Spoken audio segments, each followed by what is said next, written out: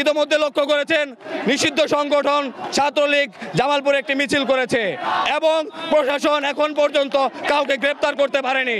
প্রশাসনের নীরব ভূমিকা দেখে আজকে ছাত্র সমাজ মাঠে নেমে এসেছে এবং প্রশাসনের উদ্দেশ্যে বলতে চায়, যদি দ্রুত সময়ের মধ্যে ছাত্রলীগ, আওয়ামী লীগ এবং দোষরদেরকে গ্রেপ্তার না করতে পারে আমাদের এই কর্মসূচি চলছে। একবার রক্ত দিয়েছি, আমরা বারবার রক্ত দিতে প্রস্তুত।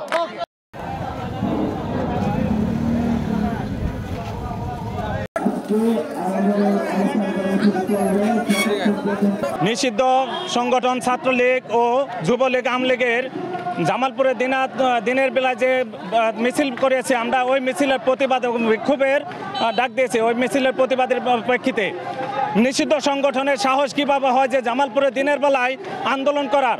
আমরা প্রশাসনের কাছে জবাব চাই।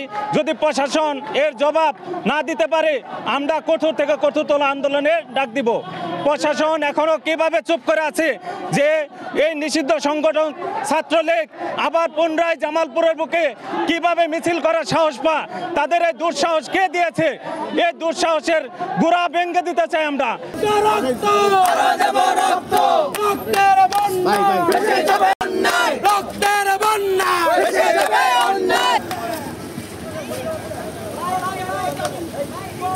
দাবি হচ্ছে আমাদের পতিত স্বৈরাচারের দোসররা আওয়ামী লীগ ছাত্রলীগের সন্ত্রাস বাহিনী বারবার মিছিল করে যাচ্ছে, কিন্তু জামালপুরের প্রশাসন তারা কোনো ধরনের টনক নড়ছে না।